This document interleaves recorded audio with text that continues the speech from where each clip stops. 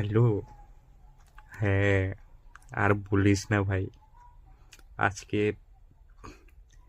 একটা মেয়ে, আমি যখন যাই আজকে, মানে যাচ্ছিলাম স্কুলের গার্লস স্কুলের পাশ দিয়ে, তখন একটা মেয়ে আমাকে যে দাঁড়িয়ে দাঁড়িয়ে যে দেখতেই ছিল রে ভাই। ভাবলাম এতদিন সিঙ্গেল থাকার পর এবার একটু ফুটে ফুটে যাবে, বিয়েটাও করে নেবো, বয়সটাও তো হচ্ছে, 30 হতে আর মাত্র 4টা বছর বাকি আছে।